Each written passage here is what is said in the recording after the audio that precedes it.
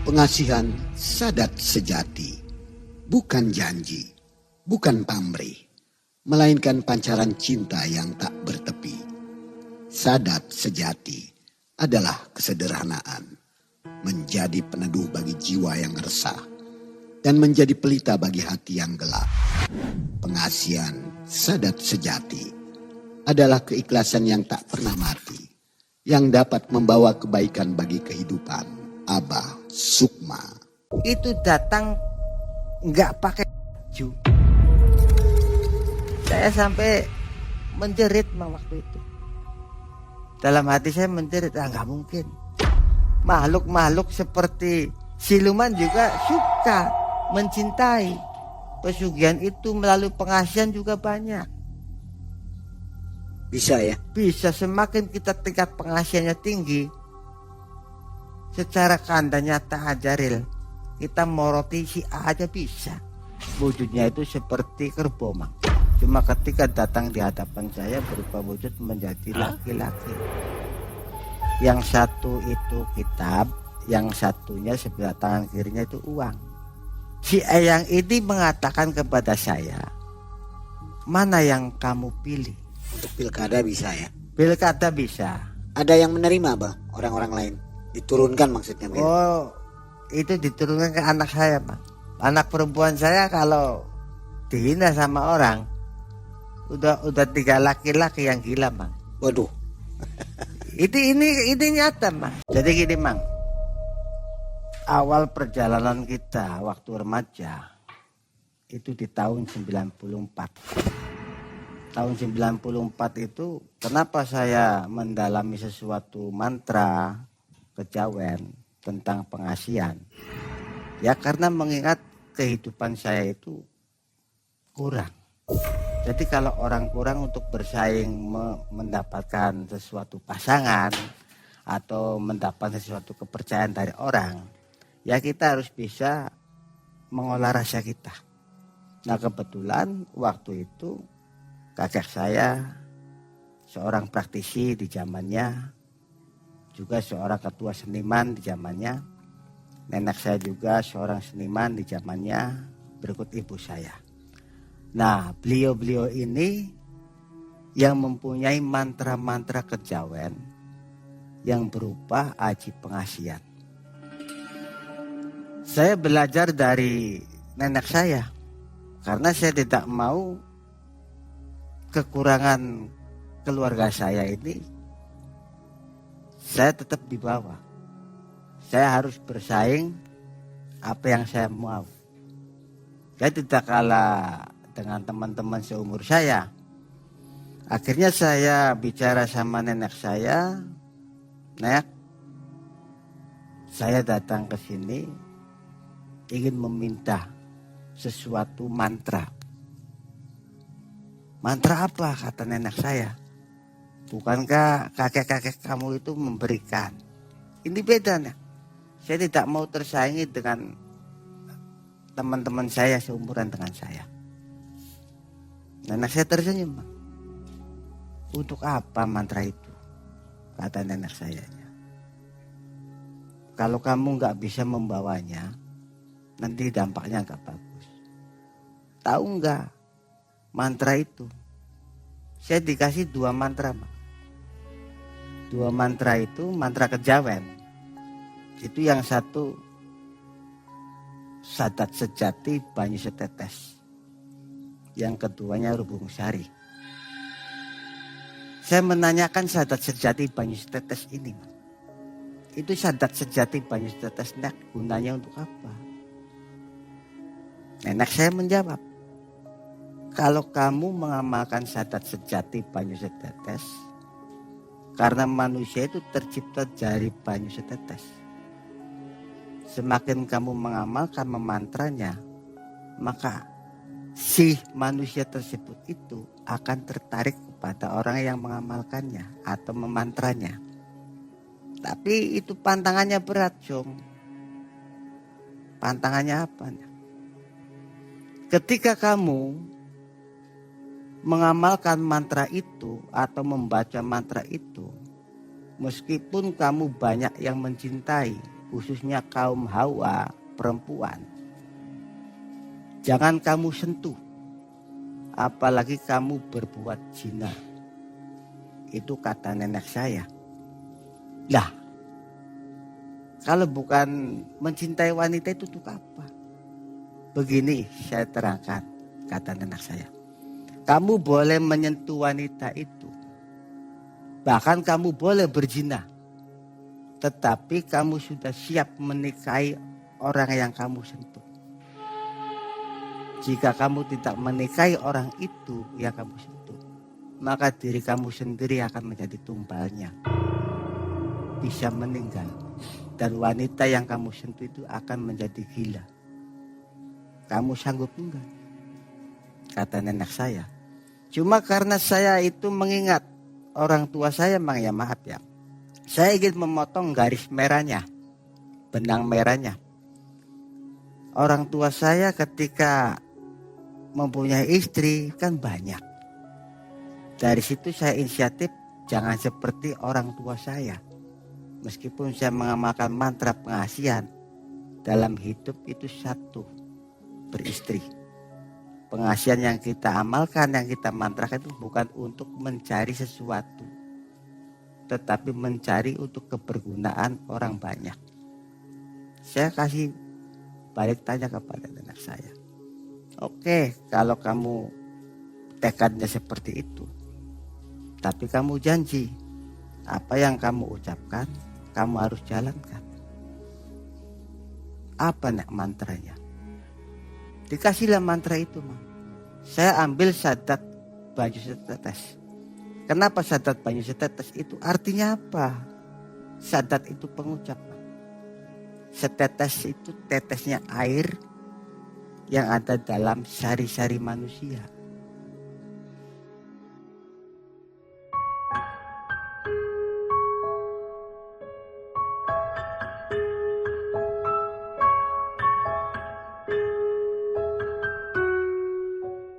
Nenek saya membacakan mantra. Mantra itu jangan ditulis, harus dibacakan dan harus diingat, dimasukkan ke hati dan pikiran. Nenek saya baca mantra 1 kali, beliau bilang kepada saya, coba kamu ulangi mantra itu. Kalau kamu sudah hafal dengan 3 kali, berarti mantra itu cocok dengan kamu. Saya hafalnya cuma 2 kali ucapan dari nenek saya. Berarti kamu hafal udah, berarti kamu cocok. Tahu nggak kamu puasanya? Kata nenek saya, puasa itu mungkin kamu bisa untuk menjalankannya. Tetapi godaan-godaannya di luar sana, apa kamu mampu? Coba dipikir dulu. Seandainya kamu gagal untuk menjalankan puasa itu, kamu akan gila. Dan apa yang ada dalam pikiran kamu itu nanti sosok perempuan-perempuan yang ingin kamu cintai.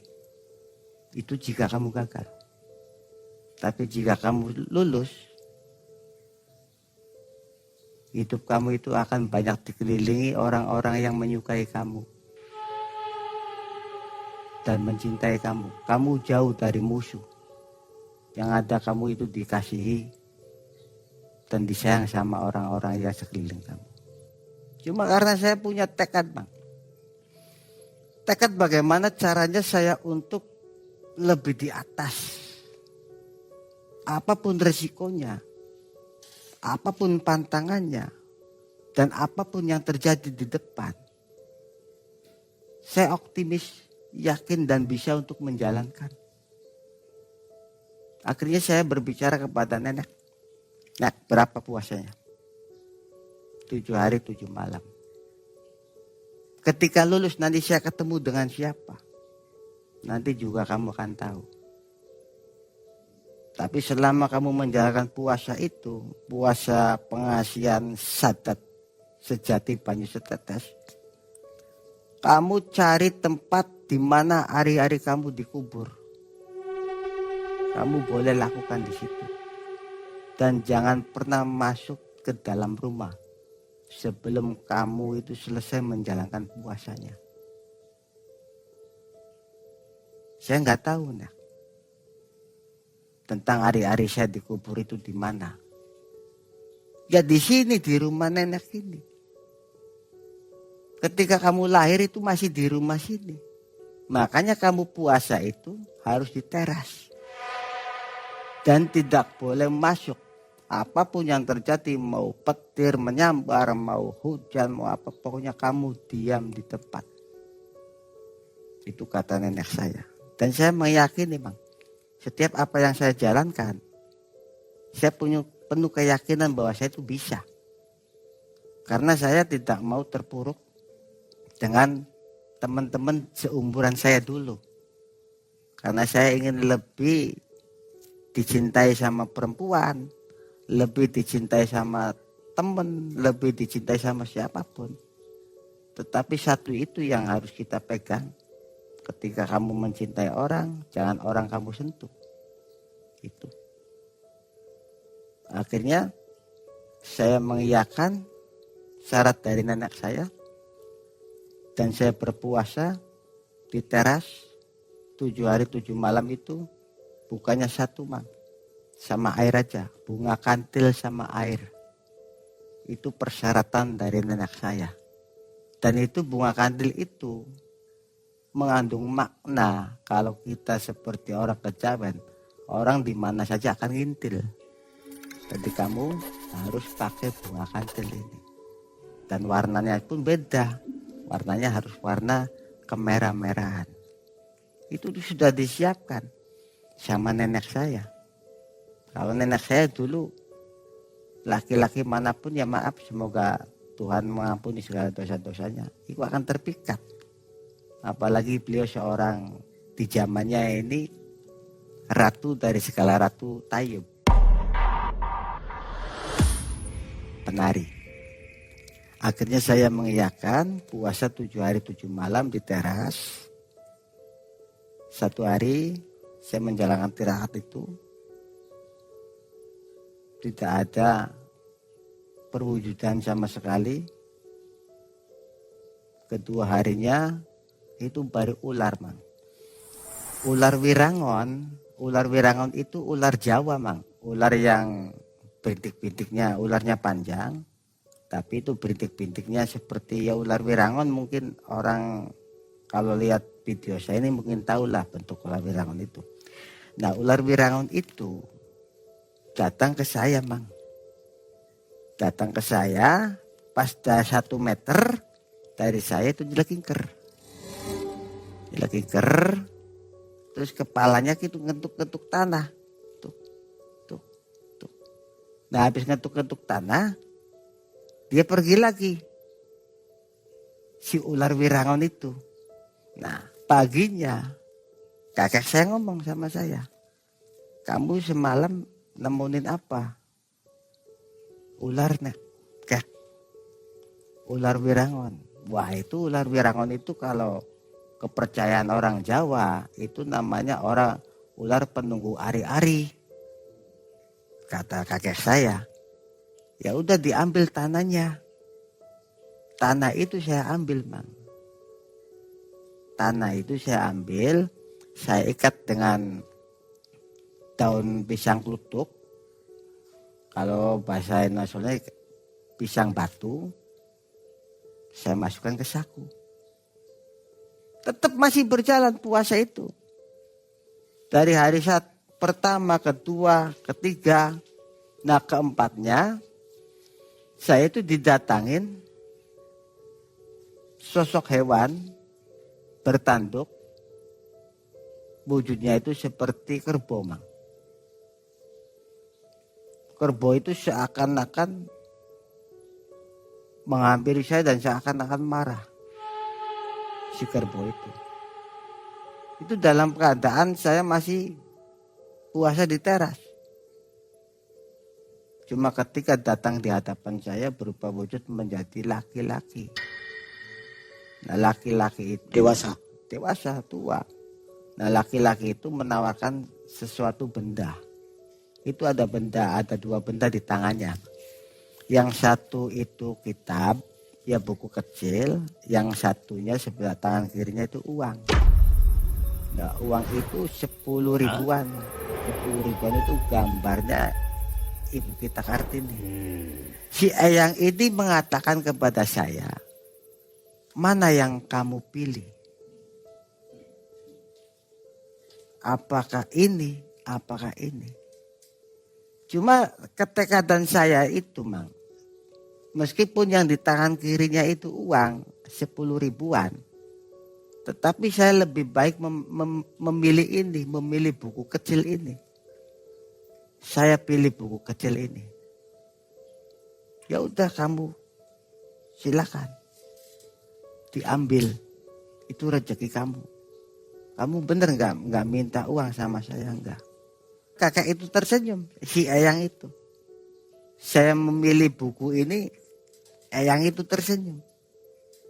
Nanti Eyang kapan-kapan datang lagi. Nah, saya ambil bukunya, Mang. Buku kitab kecilnya itu. Nah, saya ambil, ternyata saya buka di teras itu. Sesuatu mantra aji pengasian sadat sejati banyu setetes. Dan sama mantranya juga. Isi mantranya itu sama. Sadat banyu setetes itu isinya sama ketika nenek saya mengajarkan saya lewat lisan. Kata-katanya sama. Pantangannya juga sama. Nah, setelah itu kitab itu saya kasihkan ke kakek saya. Nih, saya semalam dapat kitab. Orangnya seperti apa yang ngasih? Bukan orang, tetapi semacam hewan. Hewannya itu seperti kerbau hitam bertanduk. Cuma ketika mendatangi saya itu berwujud manusia. Kata kakek saya, ini aja yang dikasih. Yang lainnya ada, cuma uang. Kenapa kamu nggak ambil uang? Kata kakek saya. Tetap dalam berpuasa saya itu dibimbing, Bang. Kenapa nggak ambil uang? Saya inginnya ini. Nah, kakek saya itu tersenyum, Bang. Coba kamu jelaskan. Mungkin beliau juga menatar saya dalam berpuasa ini supaya saya ini jangan sampai lapar. Akhirnya dikasih diajak komunikasi. Apa sih artinya kitab itu? Kenapa kamu nggak ngambil uang? Kayak menurut saya kalau kitab itu sesuatu pengetahuan, pada saatnya juga bisa mendapatkan uang. Ya udah, kalau kamu memang tekadnya seperti itu. Nah, si kitab kan dibawa sama kakek saya. Puasanya kan nggak jauh-jauh dari rumahnya kakek saya dan nenek saya. Saya tirakat lagi, tetap jalan tirakat itu. Hujan gede, Mang. Petir nyamber, itu perasaan saya itu petir. Juga hujan itu sangat deras, nggak kira-kira hujannya. Tapi mengingat dengan kata-kata nenek, apapun yang terjadi kamu jangan sampai lari dari tempat itu. Meski mati-mati pun sekalian kamu. Jadi saya itu bertahan di situ, Pak. Bertahan dari hujan gledek itu, bertahan. Nah, ketika kita bertahan di situ, aneh bin ajaibnya, Mang. Ternyata tidak ada yang namanya hujan, itu tidak ada. Ketika jam 3 mau menjelang subuh itu enggak ada. Yang tadinya banjir itu enggak ada. Yang tadinya gledek itu enggak ada. Itu aneh bin ajaibnya dari puasa itu. Ya tetap paginya lagi kasih komunikasi lagi, kamu apa yang terjadi, hujan kayak. Ya kakak saya ketawa-ketawa kecil aja. Ya udah terusin. Bentar lagi. Mungkin 2 hari lagi selesai. Yang penting kamu jangan meninggalkan tempat itu.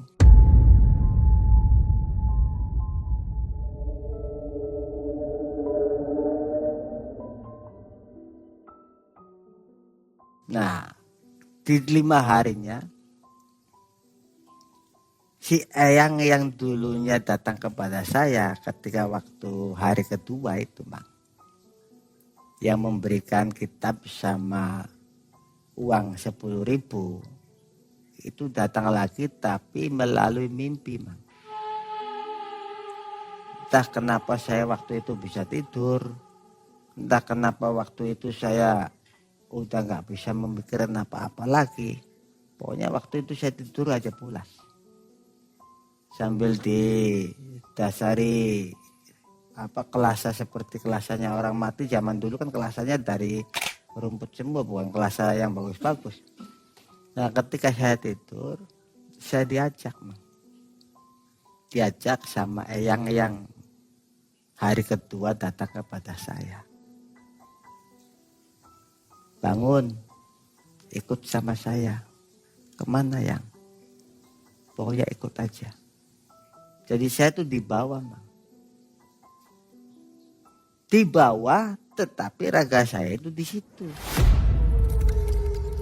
Entah karena saya itu tidur atau emang karena saya itu lepas dari raga. Yang tahu itu hanya yang ada di rumah itu. Saya ikut sama kakek. Nggak naik apa-apa, cuma jalan kaki. Cuma waktu saya tengok masih ada di situ saya. Cuma kakek waktu itu Eyang itu bilangnya gini, nggak usah nengok kamu ke belakang. Saya mau kasih yang lebih istimewa lagi buat kamu nanti. Akhirnya saya diajak sama Eyang ke sesuatu tempat Mang. Nah, di tempat itu Mang, yang tadinya saya ingin pengasian with sadat banyu setetes, Eyang menawarkan lain kepada saya Mang. Menawarkan sesuatu yang untuk kehidupan yang kamu ketika kamu punya istri nanti. Eyang ngasih wejangan sama saya. Pengasian itu masih ingat saya. Baik. Tetapi apakah kamu makan nanti dari pengasian? Kata si Eyang. Kamu ngerti enggak apa yang Eyang katakan ini? Pengasian itu, mantra itu enggak bisa kamu cari duit. Tidak bisa kamu ngidupi anak istri. Eyang kasih tawaran. Silakan kamu mau apapun. Jangan kamu pelajari pengasian itu. Mau kamu uang tah, mau kamu perewangan tah, semuanya tinggal kamu minta. Yang penting kamu bisa mengikuti syarat-syarat dari saya. Cuma keyakinan saya Mang, sekali A, tetap A. Apalagi waktu itu saya nggak mengenal yang namanya harta duniawi. Umur saya masih 15 tahun. Saya nggak mungkin berpikirnya untuk berumah tangga. Tadi saya tetap pegang teguh. Saya ingin pengasian Yang. Karena pengasian itu lebih berguna daripada saya. Malah marah Mang, si Eyang itu. Marahnya begini, orang yang ditemani sama saya itu semuanya itu minta harta benda. Minta segala-gala sama saya. Kenapa kamu mintanya yang lain? Saya tetap. Saya minta pengasian yang sudah nenek katakan kepada saya. Dari situ Bang, si Eyang itu mengarahkan saya. Bahkan saya dimandiin.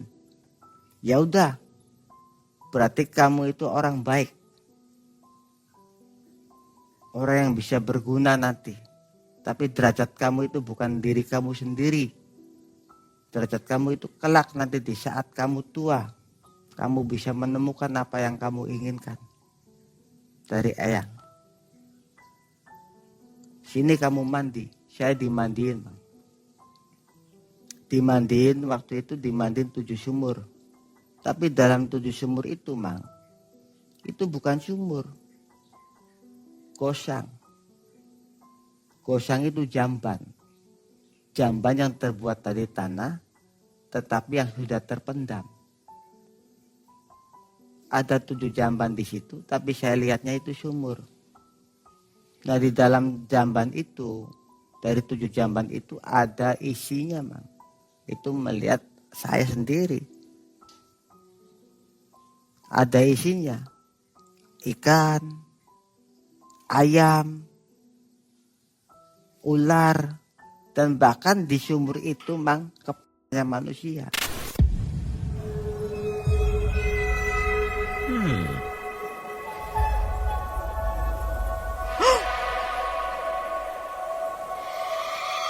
Jadi saya mau dimandiin sama Eyang, saya gak berani, saya menolak. Saya gak mau mandi bareng sama ikan, saya gak mau mandi bareng sama manusia.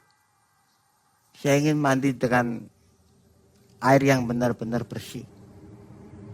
Eyang itu ketawa lagi, Mang, sama saya.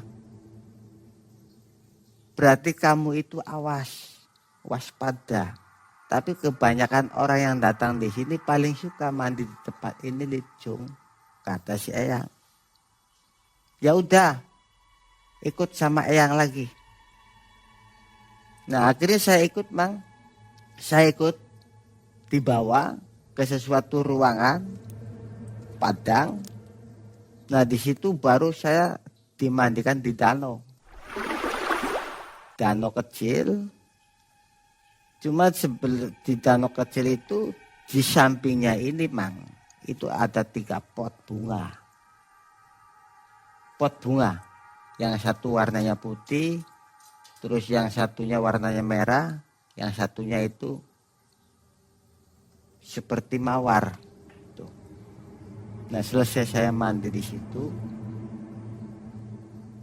dibaca-baca mantra dari Eyang sesuai dengan yang saya mantrakan, Witsadat banyu setetes. Ketika saya sudah mandi, saya dikasih pilihan 3, Mang. Mana yang kamu sukai di antara ketiga bunga itu? Saya milihnya yang warnanya putih, Mang. Bunga yang warnanya putih. Si Eyang mengatakan begini, kamu warnanya putih tahu enggak? Bunga apa itu? Gak tahu, Yang. Itu namanya Wijaya Kusuma. Kata Eyang, kenapa kamu minta warna putih, enggak warna merah? Kalau kamu minta warna merah, hidup kamu akan lebih bermanfaat lagi. Lebih kesuksesannya lebih istimewa lagi. Tetapi kamu salah memilih. Tapi itu bukan kesalahan kamu. Karena sejati kamu itu, hati kamu itu ingin berguna untuk orang banyak. Makanya kamu warna merah, kamu pilih warna putih itu sesuai dengan hati nurani kamu sendiri. Meskipun kamu dicintai sama orang, disayangi sama orang, tapi kamu itu selalu membawa berkah. Ini bukan rekayasa lagi, Mang. Saya bicara seperti ini. Sampai sekarang juga teman-teman saya yang dekat sama saya, yang saya melebihi cintanya, itu akan membawa keberuntungan sendiri. Semakin saya mencintai orang, Mang, sampai sekarang, orang yang saya cintai, orang yang saya sayangi, dengan sendirinya orang itu akan dimuliakan. Dan ini sudah terjadi berkali-kali. Nah, mungkin dari khasiat bunga Wijaya Kusuma yang warna putih itu. Nah, setelah itu, ya udah kamu bawa sana. Emang kamu tujuannya seperti itu. Nggak minta yang lain-lain. Jadi saya bawa kembang warna putih itu. Saya diantar pulang lagi. Sampai ke tempat di mana kita waktu puasa.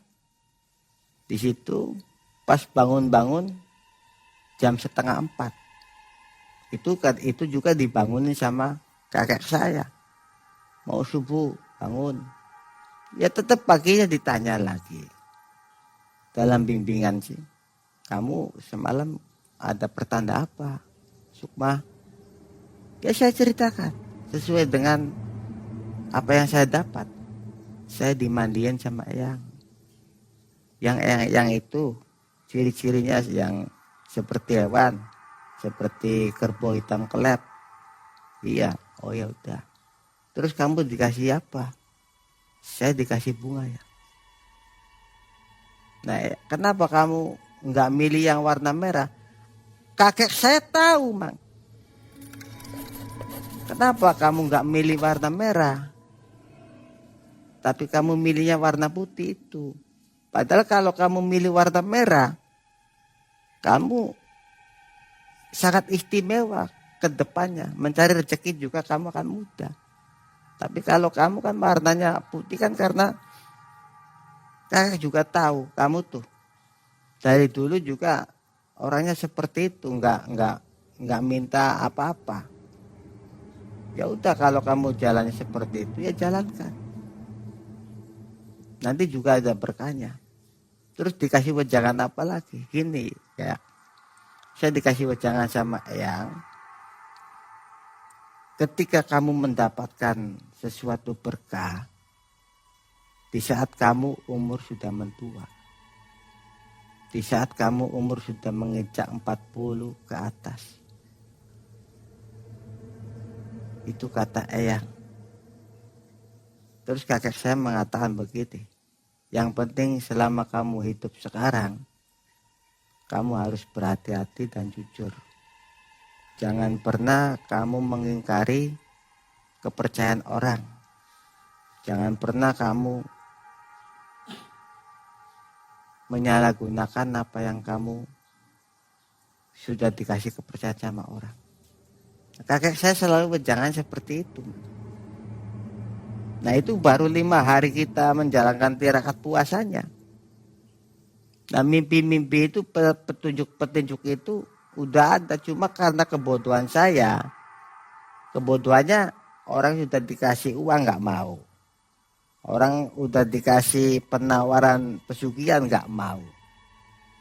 Kenapa milihnya seperti itu? Karena mungkin sudah garis kodrat saya seperti itu.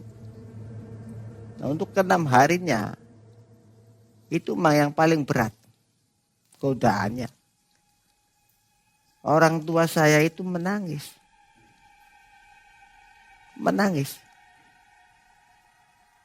Menangisnya itu di hadapan saya. Katanya gini, saya masih ingat kata-kata orang tua saya ketika datang dalam mimpi saya. Sesusah apapun kamu, jangan pernah kamu meminta kepada orang lain. Dari keringat ketikamu sendirilah itu hasilmu. Ketika kamu diingkari sama orang, dilupakan sama orang, itu sudah kodrat kamu sendiri.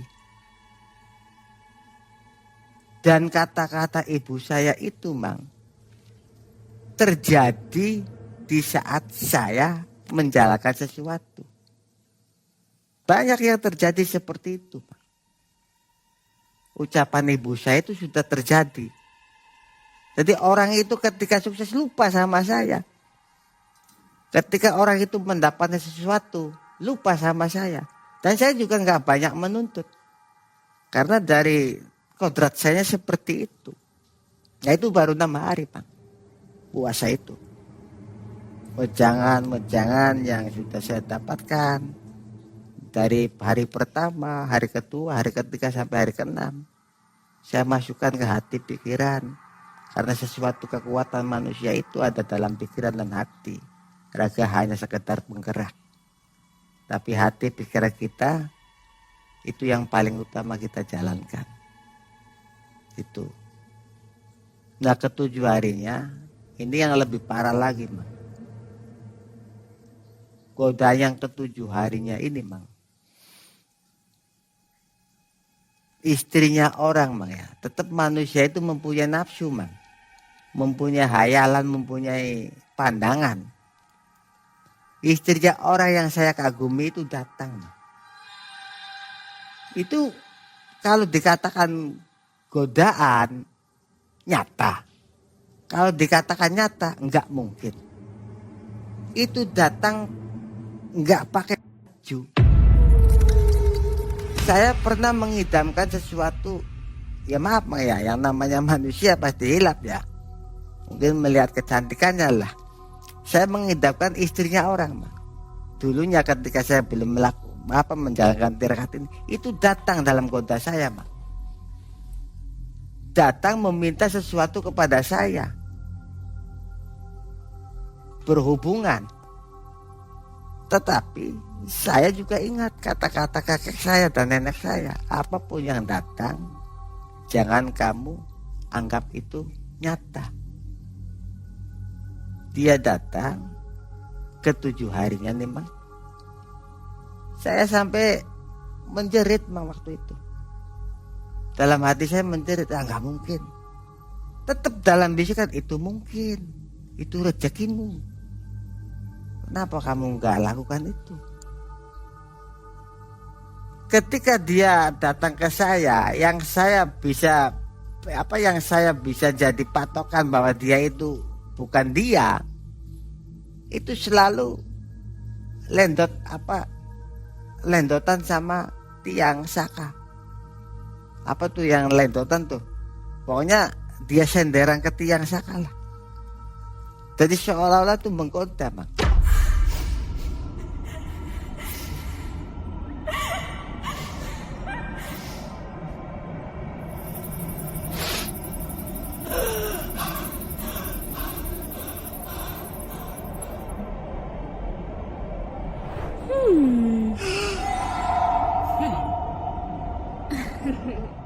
Nah dari situ kekuatan saya bahwa wah dia ini bukan dia.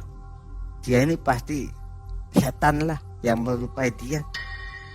Kalau benar-benar dia pasti udah. Itulah menurut saya di hati saya. Tapi hati saya tetap bertentangan. Tetap bertentangan tetap. Ada yang bisikannya udah itu aja, gak usah ragu. Kata-kata nenek saya, kalau gagal kamu puasanya, kamu akan gila. Dan alhamdulillah, Mang, tidak sampai terjadi itu. Nah di situ di hari ke-7-nya, saya mendapatkan kelulusan dalam menjalankan puasa itu. Saya didatangi sama kakek nenek saya, tetap dikasih wejangan, kamu udah lulus, coba kamu mantra 1 kali. Apa yang kamu bayangkan dan apa yang kamu pikirkan, kamu tetap dalam tujuannya. Hati-hati. Jika kamu tidak menjalankan dengan baik, maka tumbalmu akan diri kamu sendiri. Tapi yang namanya sirnya manusia itu tetap masih ada, nafsunya ada. Jadi saya mempunyai mantra itu, Mang, merasa tersiksa. Tersiksanya bagaimana? Orang yang sudah mencintai saya kenapa nggak bisa disentuh? Orang yang sudah mengagumi saya nggak bisa disentuh. Yang paling tersiksa lagi, orang-orang yang beristri itu selalu mencintai saya. Dan ini terjadi sampai sekarang.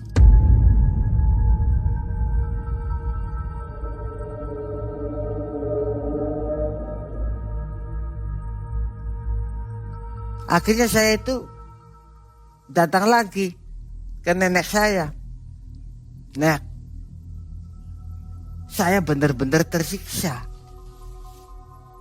Ya meskipun secara materi saya dikasih sama orang, secara pakaian saya dikasih, Tapi yang namanya nafsu itu, Nek, nggak bisa saya sembunyikan dan nggak bisa saya tutup-tutupin. Dan saya mengatakannya begini, Mak. Ya kamu itu kan udah resiko kamu sendiri. Nggak bisa disalahgunakan mantra itu. Boleh saja kalau kamu menyalahgunakan mantra itu, boleh.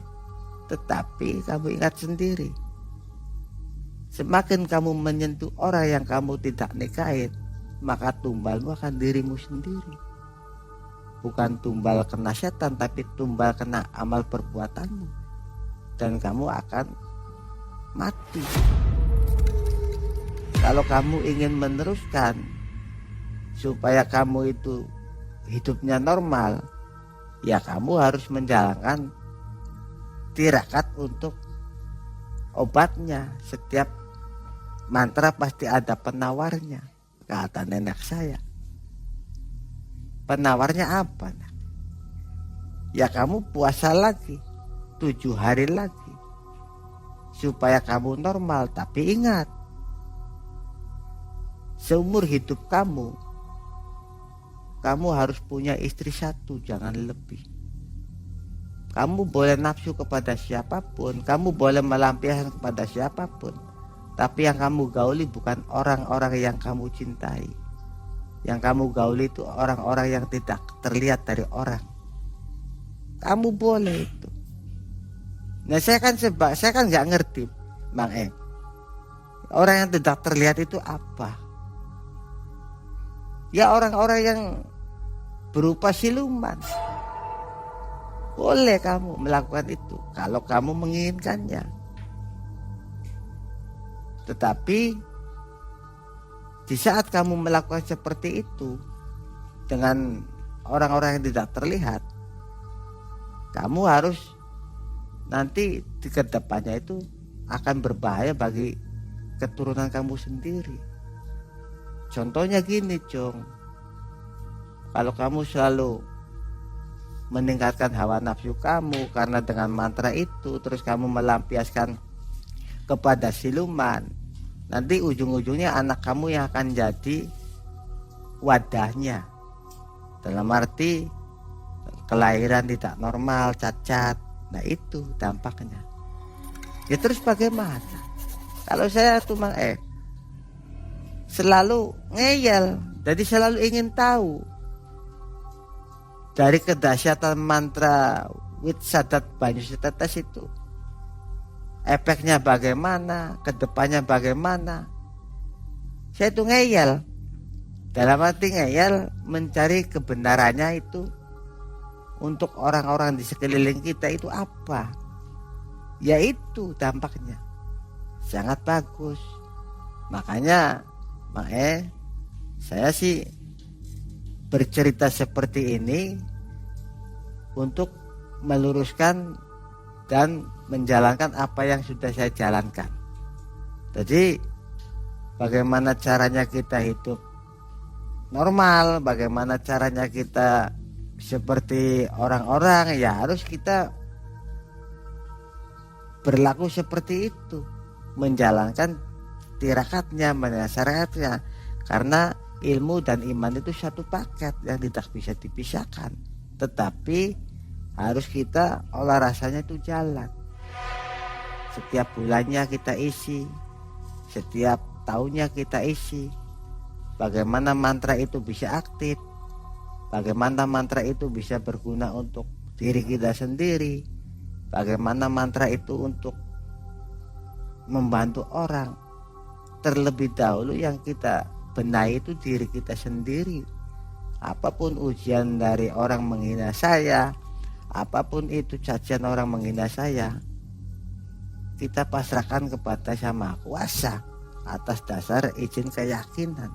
Jadi saya menjalankan ajian Wit Sadat Banyu Setetes atau pengasihan sejati itu banyak sekali gunanya. Bukan saya dicintai sama orang lain, Bang atau orang lain mencintai saya. Makhluk-makhluk seperti siluman juga suka mencintai. Karena dengan tirakat puasanya itu. Nah, kalau kita sudah dicintai sama makhluk-makhluk yang tidak kasat mata, contohnya siluman, tergantung arah kitanya kemana. Apakah arah kita itu untuk mencari pesugihan? Yang penting tujuan kita itu positif, tidak merugikan orang lain dan tidak membahayakan orang lain. Kita hidup bermanfaat bagi orang lain, apapun yang kita jalankan. Jadi pengasihan itu lebih berguna banyak orang ketimbang kita mengamalkan ilmu kekebalan. Ilmu apa itu tidak akan berguna, hanya menambah musuh.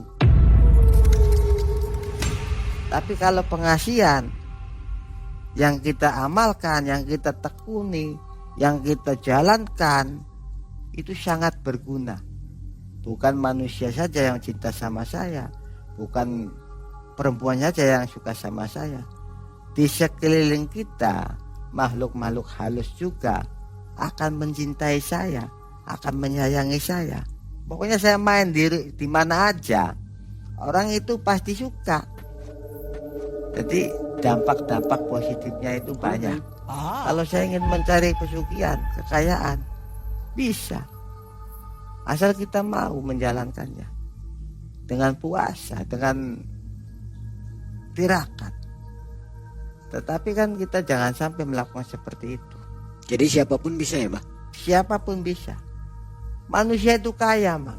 Kaya pengetahuan. Tapi zaman sekarang banyak yang beli, Bang, susuk.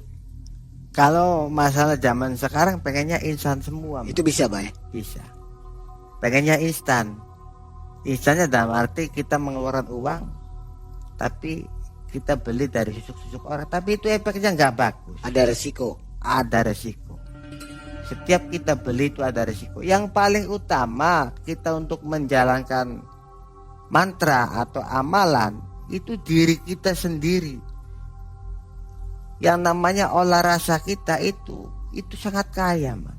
Nggak usah kita minta ke setan, nggak usah kita minta ke sana ke sini. Minta kepada diri kita sendiri. Ada caranya tapi, Bang ya? Ada caranya, tetap pakai puasa. Karena puasa itu menahan lapar dan haus itu ada artinya, Man.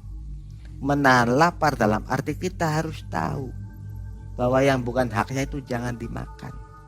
Menahan haus ya kita harus tahu bahwa yang sesungguhnya manusia diberi nafsu itu harus bisa menghilangkan nafsu itu. Nah, dari situ olah rasa kita itu dijalankan. Kalau olah rasa kita dijalankan, Bang, saya jamin tidak ada yang meminta pesugihan kepada orang. Pesugihan itu semuanya milik semua. Ada semua dalam diri kita. Bagaimana kita untuk menjalankannya? Ada semua. Pesugihan itu melalui pengasihan juga banyak. Bisa ya? Bisa, semakin kita tingkat pengasihannya tinggi, secara kanda nyata ajaril, kita mau roti si A aja bisa. Tetapi kita gunakan untuk yang positif. Apalagi tingkat pengasihan tingkat tinggi, orang sering tapakur puasa, jin-jin setan itu akan suka, Man. Tergantung bagaimana caranya kita memintanya dan bagaimana caranya kita itu menghindarinya. Yang ini ada pantangan nggak, Bang? Ya pantangannya cuma itu. Wit sadat banyu setetes itu pantangannya jangan sampai menyentuh orang yang belum kamu niat nikahin. Jina maksudnya? Jina. Kalau kamu menyentuh orang itu atau berbuat jina, maka tumbalmu akan dirimu sendiri. Dalam arti kalau orang Jawa itu gepok, jadi akan kemakan dengan ilmunya. Tetapi kalau kamu ingin berzina dengan orang itu, kamu yakinkan dulu bahwa jodoh yang kamu nikah itu orang itu. Dan kamu boleh secara nafsu manusia, tapi secara agama jangan. Jangan sampai kamu itu nikah berkali-kali. Itu yang bikin pantangan yang paling berat. Seumur hidup kamu harus punya istri satu. Makanya Mang, tanya sama istri saya, selama hidup rumah tangga sama istri saya, tuh 30 tahun saya nggak pernah mencintai orang. Saya nggak pernah menyakiti orang. Itu karena saya mengingat pantangannya, Mang. Tetapi untuk mencari kerezekian, alhamdulillah dapat. Ada aja, Bah ya. Ada aja. Pokoknya saya bukan menganjurkan untuk melakukan pesugihan, sebab manusia inginnya pesugihan, ya Mang. Tetapi kalau kuat mengolah rasa kita sendiri, kalau kita mampu untuk menjalankan syariat yang ada dalam diri kita sendiri, maka pesugihan yang kita dapat itu adalah pesugihan murni dari diri kita sendiri, bukan dari orang, bukan dari siluman. Rezeki yang sejati itu adalah dari diri sendiri melalui orang yang kita cintai, yang kita kasihi, orang yang memberi kepercayaan kepada kita. Nah, itulah rezeki sejati yang kita makan enak, mau makan apa nggak ada yang larang. Kalau pesugihan dari setan, kita mau makan enak aja dilarang. Jangan. Itu bukan harta kamu. Itu yang kamu makan harta saya. Makanya orang-orang pesugihan nggak ada yang sempurna makannya, pasti nggak enak. Itu Pilkada bisa ya. pilkada bisa, pilkada bisa. Jadi orang tertarik gitu ya. Orang tertarik. Apa kan pilkada ini kan punya calon kan 3, gagal 1, yang 2 sukses, yang di udah saya waktu saudara saya yang di kalau kamu bisa nomor 2 kamu jadi. Dan alhamdulillah jadi. Pakai ASEAN ini. Ya pakai haji itu pengasihan. Bukan dianya tapi abahnya sendiri yang kerja di sini. Si A, si B, si C. Kalau untuk orang pilkada sejagat buana. Apalagi kalau dikerjakan sendiri, Bah ya. Apalagi kalau dikerjakan sendiri. Lebih mantap. Lebih mantap lagi. Kalau dikerjakan sendiri dan dipuasain tuh Mang, istimewa. Tapi ya itu jangan disalahgunakan. Kalau disalahgunakan nanti tumbalnya akan diri kita sendiri. Tetap ada tumbalnya Mang. Kalau orang Jawa sih gepok, terkena ilmunya sendiri. Makanya saya paling nggak berani main perempuan. Saya paling nggak berani apa istilahnya menggoda perempuan. Demi Allah Mang, selama rumah tangga dengan istri saya udah 30 tahun, saya nggak pernah mencintai orang. Saya nggak pernah mengasihi orang, enggak. Takutnya nanti saya berbicara seperti ini nanti gila orangnya. Cukup orang-orang yang mencintai saya aja. Dan orang yang mencintai saya insya Allah akan dikasih berkah. Amin. Itu. Baik, Bah. Ini menarik, Bah ya. Kalau ada yang mau, Abah mau ngasih gitu. Insya Allah apa kasih Mae. Ya. Karena keilmuan dan keimanan itu satu paket Mae, yang nggak bisa dipisahkan. Kenapa satu paketnya? Kalau imannya sudah kuat, ilmu juga sudah kuat. Kalau imannya nggak kuat, ilmu nggak bakalan bisa kuat. Jadi satu paket. Ya harus olah rasa dulu Mae. Ya. Itu. Ada prosesnya. Ada prosesnya. Setiap apapun mantra, apapun keilmuan tetap melalui puasa. Genting beli kena pegot, kata orang Jawa sih. Oke. Itu. Nah, sobat, itu salah satu ASEAN atau amalan yang dimiliki Abah ya. Iya. Ada yang menerima, Abah, orang-orang lain. Diturunkan maksudnya begini. Oh, itu diturunkan ke anak saya Pak. Anak perempuan, laki. Perempuan. Sampai sekarang, Bah ya. Sampai sekarang Ada ceritanya juga itu, Bah. ada. Anak perempuan saya kalau dihina sama orang, udah 3 laki-laki yang gila Mang. Waduh. Ini nyata Mang. Itu cuma sepele, cuma omongannya sepele. Bilangnya gini, kalau kamu mandi susu lebih cantik, kan itu lebih menghina. Ngejek ya. Ngejek. 1 hari 1 malam puasa. udah Tokcer. tergila-gila, Pak. Emang amalan itu turun temurun dari warisan, warisan kakek moyang saya. Jadi ketika ada orang yang menyakiti, ya mungkin amarah-amarah itu akan terjadi. Ya, jangan coba-coba menyakiti hatinya, Bah, Emang ya. betul, Bang. Oke, Bah. Jadi tambah lagi nih info tentang dunia pengasihan. Bah, ya. Pengasihan. Jadi Menarik. pengasihan itu ada, Bang. Ada ya. Ada. Kenapa nggak bisa dibuktikan? Bisa. Tetapi harus disakiti dulu orang yang mau dibuktikannya. Wah, ini kalau kita bongkar panjang lagi nih. Itu ada. Oke, Bah, ditunggu kisah lainnya, Bah, ya, di Insya Allah, video kedepannya. Insya Allah, insya Allah. Mudah-mudahan Abah selalu sehat, Bah, ya. Alhamdulillah, Bang. Lancar selalu usahanya. Amin. Assalamualaikum warahmatullahi wabarakatuh. Waalaikumsalam warahmatullahi wabarakatuh.